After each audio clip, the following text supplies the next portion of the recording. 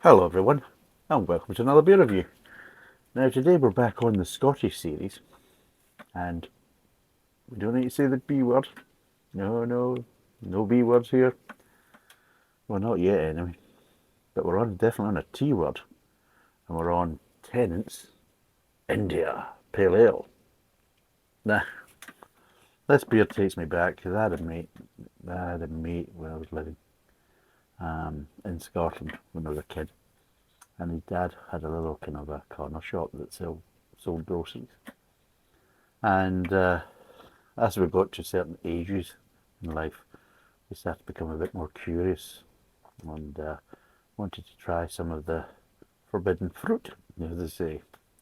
In other words, when we see other people drinking something and we're told it's too young, suddenly the desire grows to try it.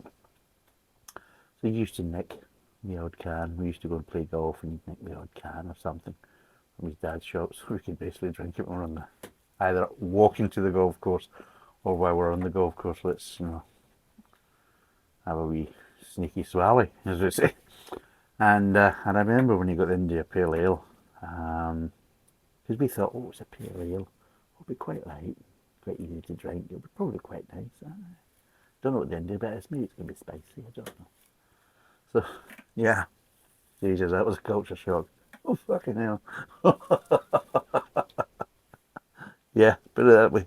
Did go down well. Don't you think I really like this one? It's a bit better and sour. Doesn't taste like the one my dad drinks. That's because it was a lager. So we've got India Pale Ale. It's 6.2%. It's got another little baby bottle. They like the little baby bottles. I had to buy this in bloody bulk, so I had to buy bloody 6 of the bottles. And there's nothing really written on there. But I'll be totally honest, I've never really had this as an adult. Does it say anything there? Hoppy Pale Ale with delicate floral and fruity aromas and a bitter aftertaste. There you go. That's how they describe it. But yeah, so I've never really actually drunk this as an adult. I've seen it in bigger bottles, but if I remember rightly, we had it in was it a can? I'm sure we had it in a can. So we did many moons ago. I'm sure this was the pale ale was in a can when we were taken to the golf course. But I've never really had it as an adult, so let's crack it open and see what it's like. Not that. Let's see. Got one of them as well. So open up your mug. Right, oh, let's get it down. Come here, glass. Come on. That's it. So let's see what it's like.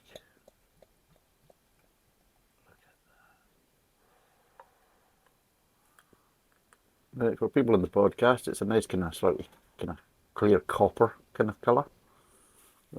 Slightly kind of amberish colour. What the heck's that? Bloody cobweb. Anyway, well, I'm in a shed, you know. So, as you can see, yeah, it's slightly copperish colour. So it's nice and clear. It's got about half a finger head, which is normal for Tennents, because whatever head you've got with Tennents, it fucks off usually quite quickly anyway. So that's just life. But what does it smell of?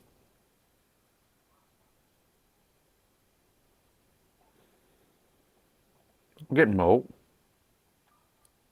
I'm getting hops. Ever so slight floralness. Maybe a little bit of fruit, but again, it's more kind of slightly kind of dried fruit that you're getting. You know, that kind of the mixed dried fruit that your mum used to put in her cakes. That kind of stuff. But yeah, maybe almost a slight smell of kind of mincemeat about it. You know, slightly floral, slightly mincemeat, with a bit of malt, and that's really it. So let's see what it tastes like.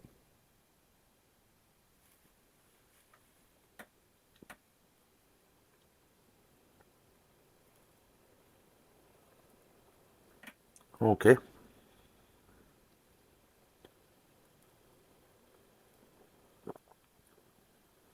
But I'm missing something. Bitter aftertaste. Not really.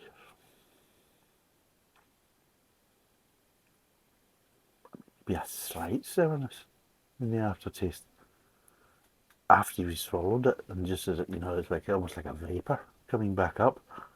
But that's it. You're not really getting an actual proper bitterness or sourness actually in the actual back of the mouth before you swallow it. All you're just getting is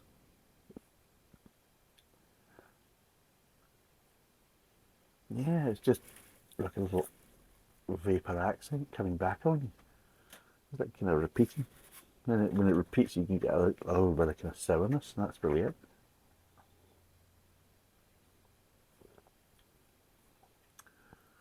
One thing it is standing out, it's again, which I think is one of the things that happens quite a lot with Tennent's products, it's overly carbonated.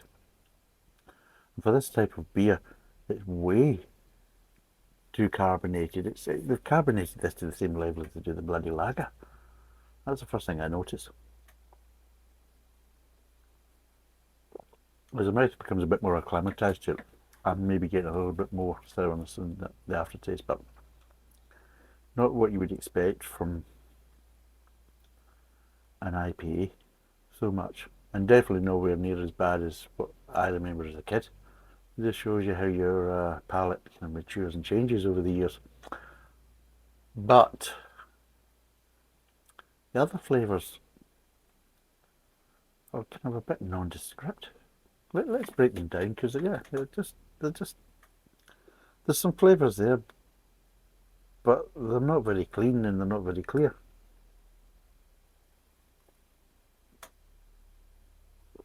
Right, we get a bit of malt at the start, a little bit of grain, a little bit of sweetness.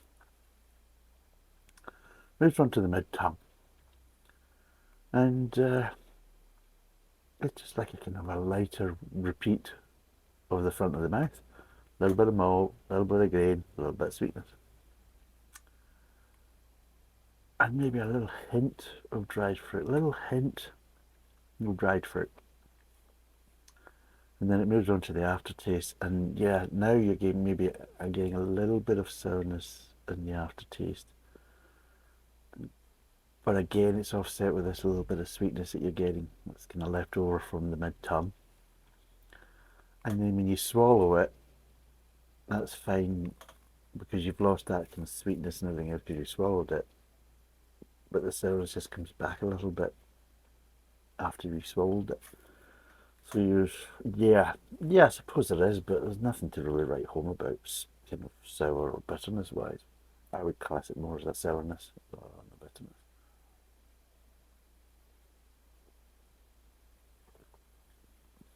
Because it doesn't really taste like bittering hops. I'm not getting it on the roof of the mouth, I'm getting it on the back of the tongue, which is more of a sour flavour rather than a bitterness. A bitterness you'll get on the back of the roof of the mouth, which I've said countless times. It's a weird one. It's not a bad ale. They could have improved it better by just calming down the carbonation a bit better. I think it's one of these ones that, crack open the bottle and leave it for 20 minutes before you pour it. Might be a better idea. And for people on the podcast, it's completely dead now as well. So as usual, any head is buggered off very, very quickly with most of the Tennent's products.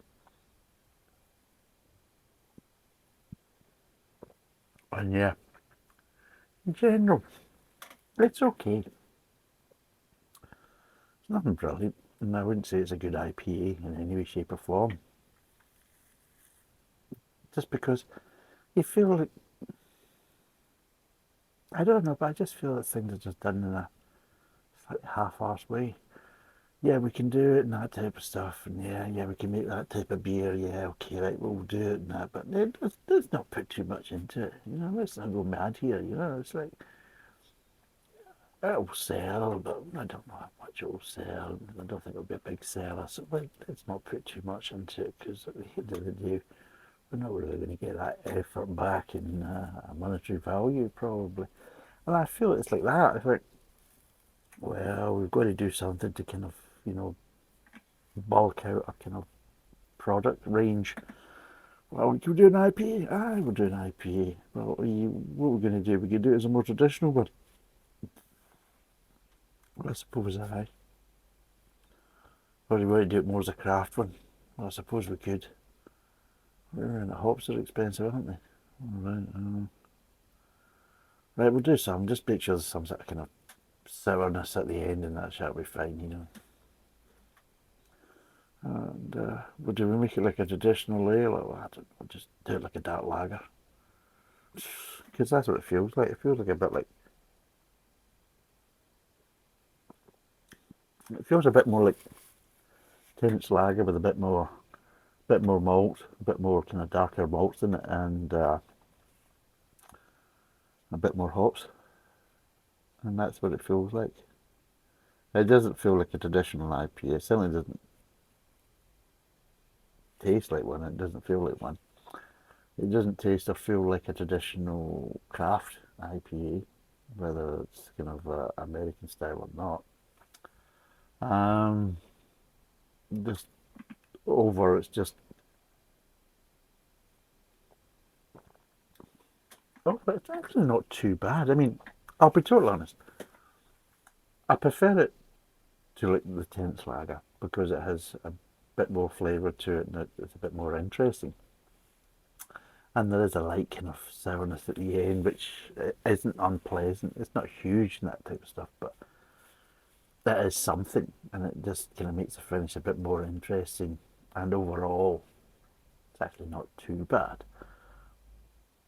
But if I judged it as an IPA, it would get a spanking. If I judged this as an IPA, then I'll be totally honest with you, it would probably get about a 2.5. But if I treat it as what's in front of me as a beer, they might call it an India Pale Ale. They don't call it an Indian Pale Ale. They call it an India Pale Ale. And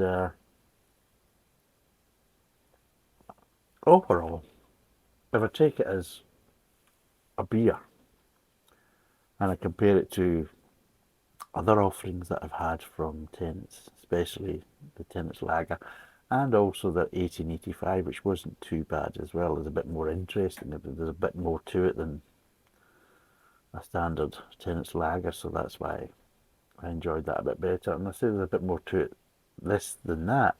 And again, I would say yes, it's a bit more interesting to drink from that point. What would I give this out of 10? Here's a question.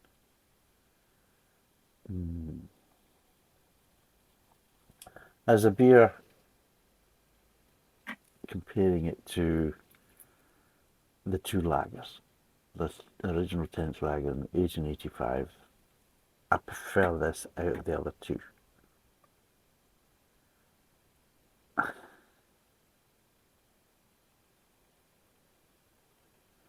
So on that basis, as a Tennent's product, out of 10, I would give this a 5.5 out of 10.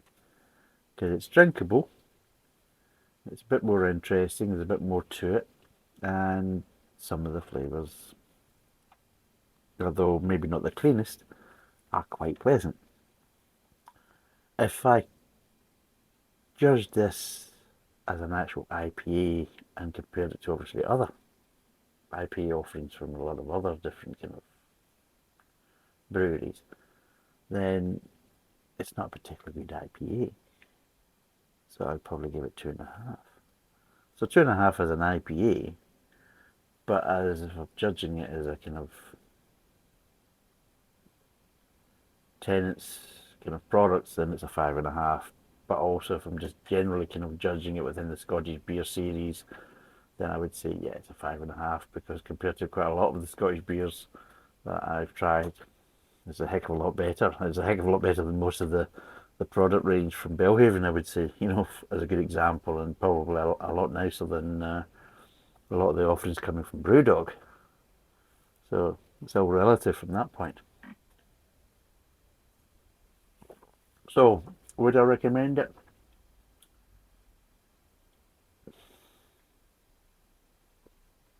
Yes, I would recommend it to give it a go.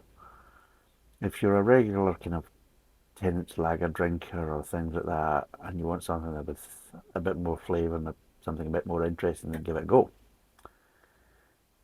If you're a Belhaven drinker, no matter what you're drinking from Belhaven, then put the bottle down or the glass and get one of these, because it's nicer than them, quite easily. If you're a Brewdog drinker, well, unfortunately Brewdog usually come in cans. So what I would suggest you do is pour the Brewdog beer into a glass. Take the can, the empty can, and hit yourself with it. And then pour yourself one of these. And forget about the Brewdog in the glass. Because, yeah, I mean, it's horses for courses. It depends what you're comparing it against. And if you're comparing it to quite a lot of the beers that I've had in the Scottish series, especially from the likes of Belhaven, and obviously for some of the other products from Tennent, then I would say this is a bit nicer from that point of view. And I would recommend it on that stage.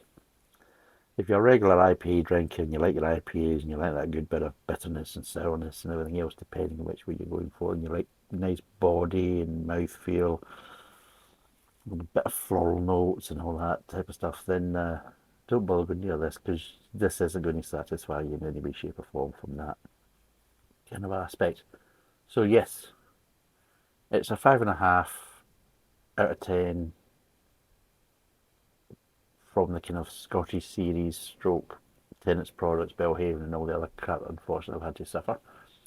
But from a more traditional standard IPA, yeah, it's about a 2.5. So, thanks for watching. Cheers. Bye for now.